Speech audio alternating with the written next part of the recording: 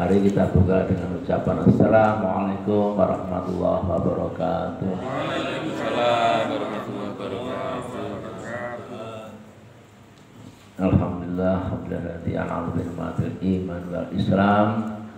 Asyhadu an la ilaha illallah wa la syarika lah wa asyhadu anna Muhammadan abduhu wa rasuluhu yang apa ba'da. Allahumma shalli wa sallim ala Muhammad wa ba'du. Ibu-ibu, bapak-bapak dan seluruh hadirin hadirat rahimakumullah yang ada di Serabi Masjid Istiqomah, juga bapak ibu jamaah yang sudah gabung di channel kita pagi hari ini. Yang pertama dan utama sama-sama kita sampaikan kepada Allah ucapan biqauli alhamdulillahirabbil alamin atas nikmatnya, nikmat waktu dan nikmat sehat ya. Kesempatan dan sehat ini sangat mahal harganya ya. Jadi hari ini kita sama-sama menikmati keindahan pagi yang indah ini dengan membuka kajian-kajian yang penting, meneruskan tafsirnya kita ini. Semoga menjadi Batajiyatu fa inna khawri yaitu taqwa wa tuna ulil albab. Hanya orang-orang cerdas yang pandai yang selalu membutuhkan bekal yang terbaik adalah bekal takwa. Nah, semoga kita jelas sebagai orang yang betul-betul takwa, beriman pada Allah dan menjadi bekal kelak kembali ke kampung akhirat. Allahumma amin.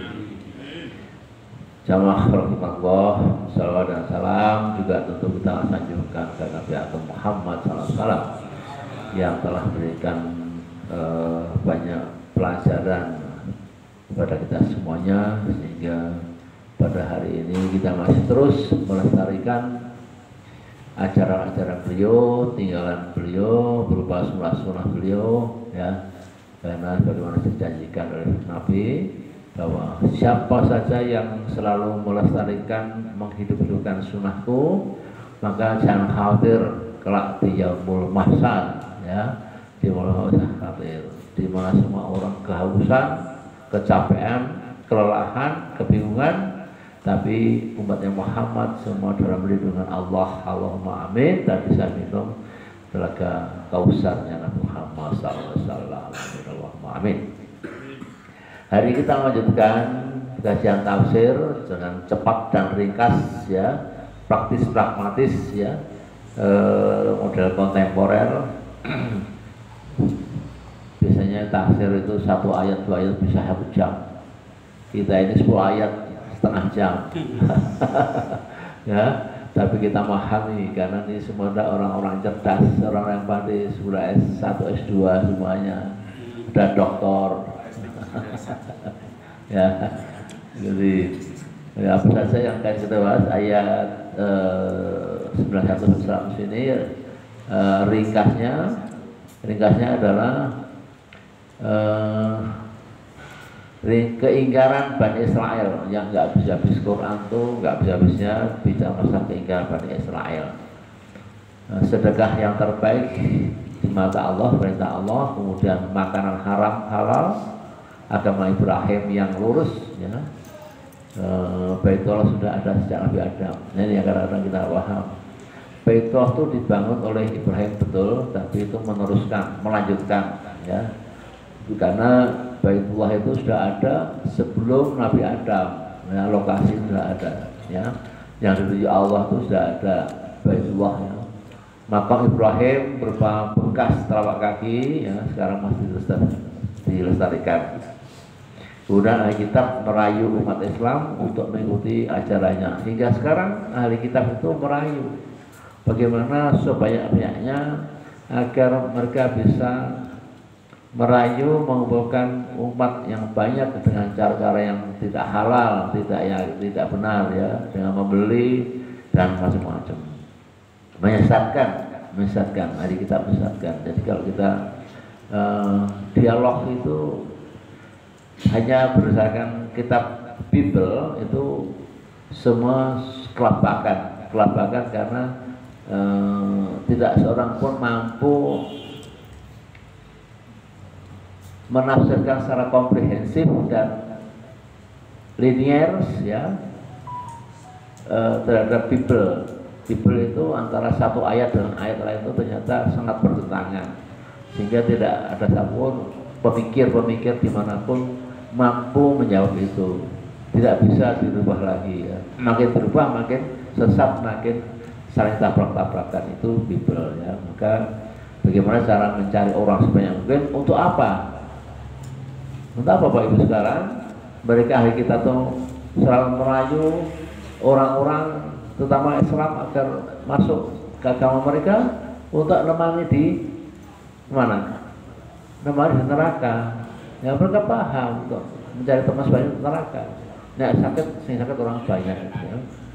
Dan hanya orang-orang yang tidak berilmu, yang tidak berakal lah dia masuk ke percaya dengan ajaran-ajaran Alkitab tadi itu. Nah, orang yang cerdas tentu tidak mau memasuki dunia yang tidak ada ujung pangkalnya.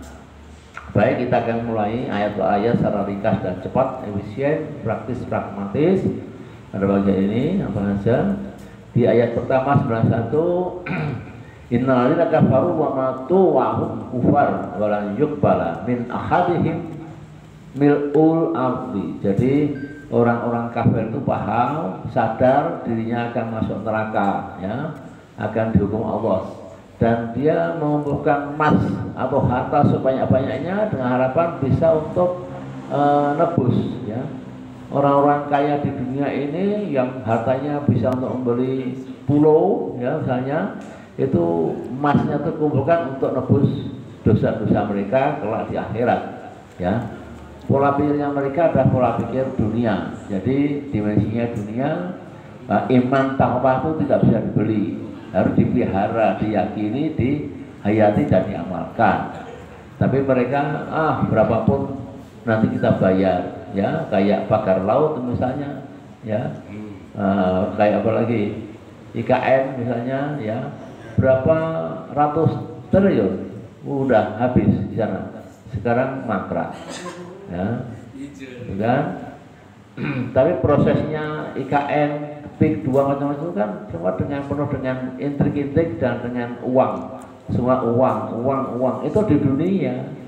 Kelak nggak ada lagi real, nggak ada lagi dolar, nggak lagi ada namanya rupiah, nggak ada lagi namanya dirham, nggak ada lagi di akhirat.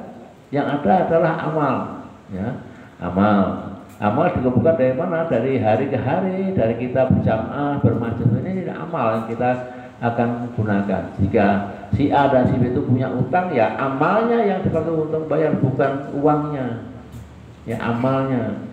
Semakin banyak kita menyakiti orang banyak, semakin kita zalim, ya, semakin banyak kerusakan, maka nanti amalnya habis, maka dia akan menjadi orang yang bangkrut, ya. Bangkrut berarti dia akan dicuci di neraka, ya.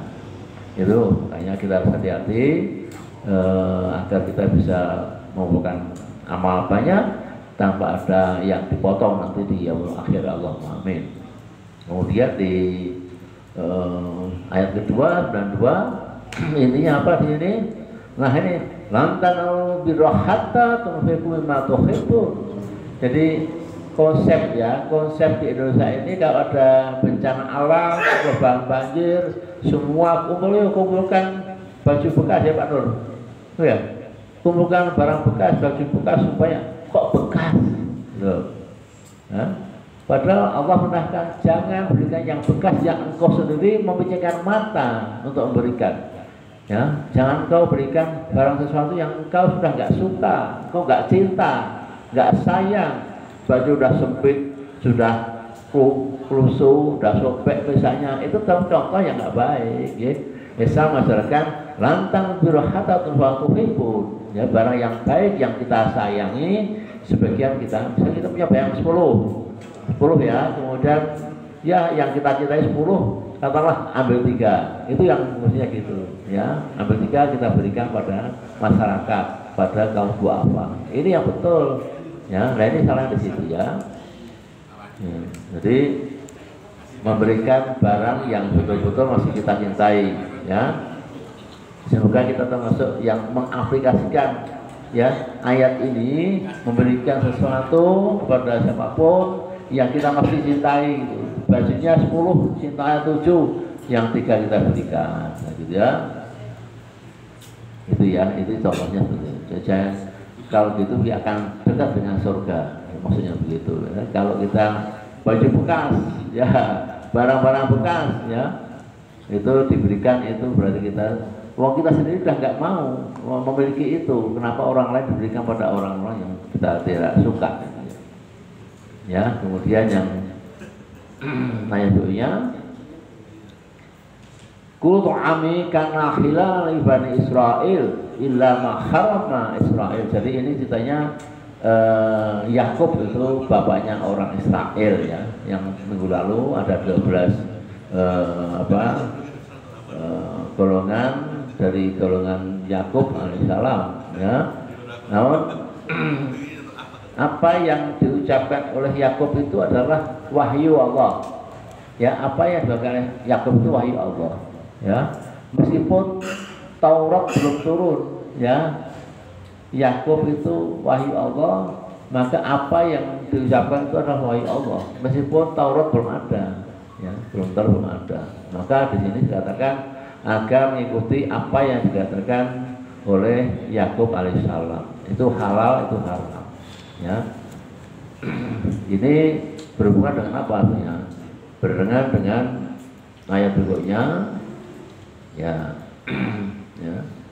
Jadi ketika orang-orang yang mengikuti Yakub ini ada yang durhaka, bahkan anak keturunannya ada yang durhaka pada ajaran Yakub alaihissalam, ya, dusta pada Allah, ya.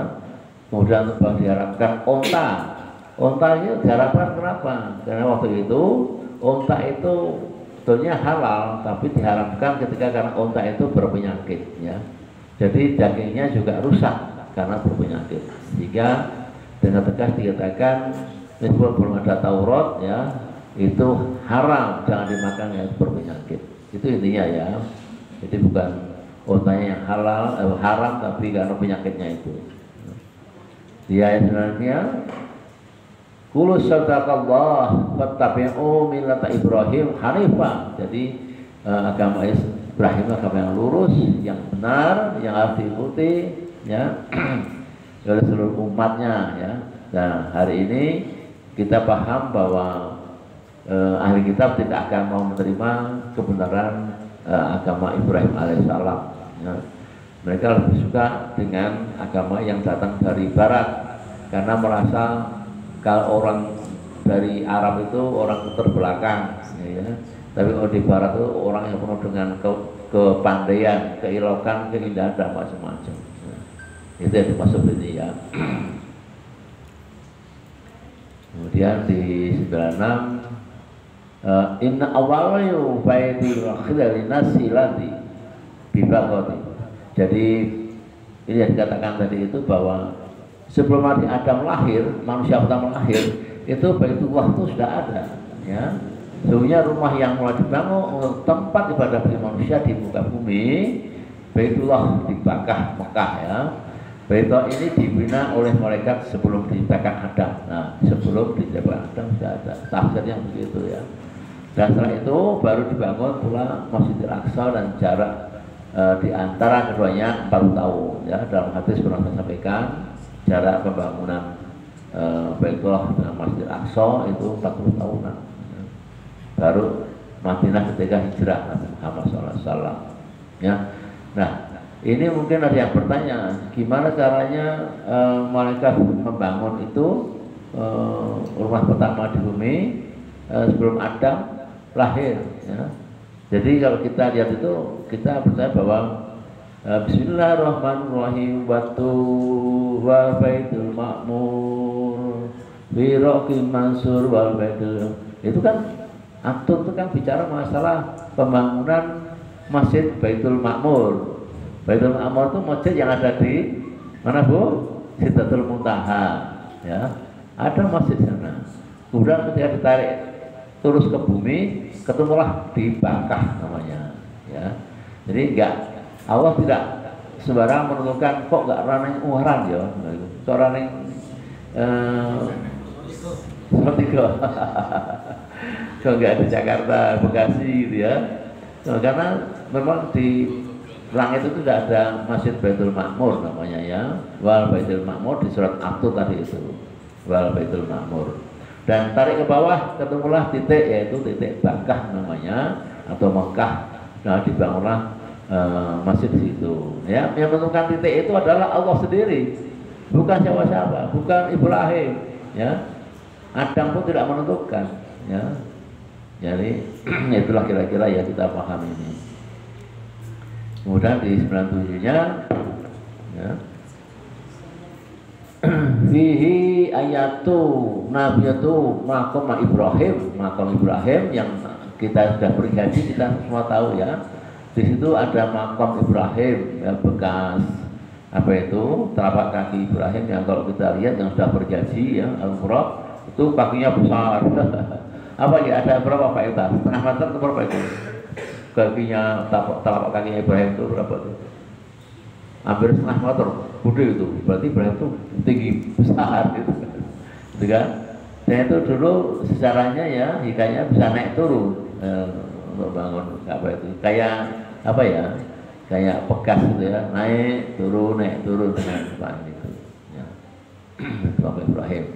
Ya semoga ibu-ibu jamaah, bapak-bapak jamaah, baik yang on dan offline, ada yang belum ke sana, kita doakan semoga bisa ke Masjidil Haram dan juga ke yang sudah ya mengulang lagi doa khusus untuk Pak Wanti ya.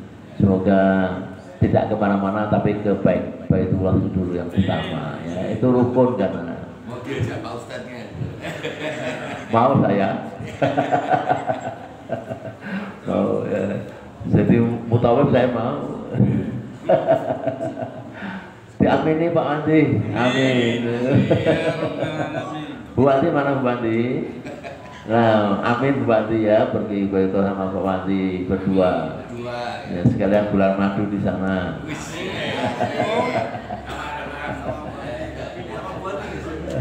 Doa seluruh jamaah. Tidak kemana-mana dong. Atau memberikan. Iya itu ya. Baik, kita lanjutkan di surat rabahnya. Ini Kuyu Alkitab lima takfuruna bi ayatillahi bahwa usaidan ngalama takmalu. Jadi orang Alkitab itu sebenarnya paham bahwa kitab yang betul itu hanya Quran. Ya, orang Alkitab itu orang Al-Bible, Al-Bible, perjanjian lama, perjanjian baru itu betul salah. Yang betul itu Quran, tapi dia nggak mau ngakui, ya. Mau dia menghalangi orang beriman untuk berdakwah, untuk sholat macam-macam, ya, dan macam-macam, ya. Gengsi. Ya, gengsi itu ya, gengsi. Ya. Padahal mereka tahu, ini ya gengsi ya di ayat ini. Mereka ahli kitab itu gengsi, malu mengakui kesalahannya dan malu mengakui kebenaran Quran, ya. Dan itu akan menjadi penghuni neraka selamanya, ya. Ya. Kuliah kita bila tujuh ansabillah man amana tabahunaha iwaja wa antum suhada. Jadi mereka paham ya. Saya mencoba menghalangi ya.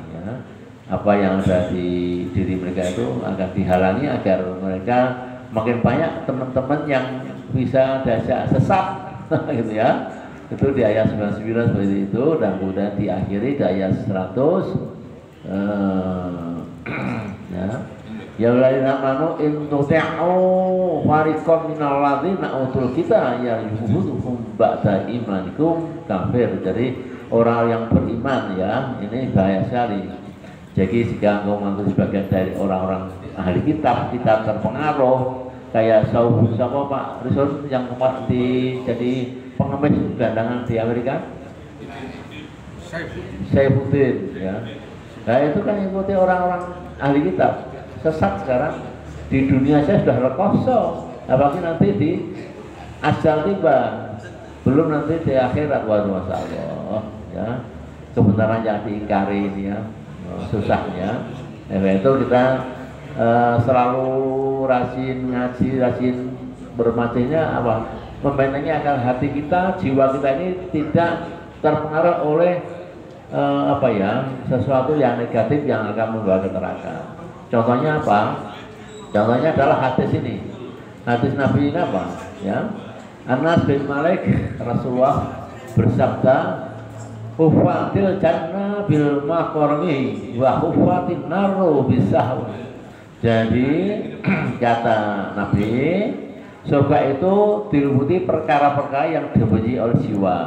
Surga diliputi oleh perkara-perkara yang dibenci oleh jiwa. Surga, ya. Dan neraka diliputi perkara yang disukai syahwat, nafsu, hawa nafsu, ya. Ingatlah bahwa jiwa manusia itu condong pada kejelekan. Ingat, kita itu condong pada kejelekan. Maka setiap hamba harus berusaha proteksi diri, melawan dengan caranya apa? Ya, ingat akan 5 perkara tawati. Ya, yang pernah disampaikan Bu Ida. Mana Bu Ida? Nah, Bu Ida. Nah, ya ini tawati nih. Ya, tawati. Sama gitu ya. Barangkali itu yang kita sampaikan pada pagi hari ini. Kita akan jumpa lagi pekan depan untuk masih tafsir lagi terakhir, dan keempat nanti ada selingan yang diisi oleh Mbah Yai Slamet, ya, katanya begitu. Assalamualaikum warahmatullahi wabarakatuh.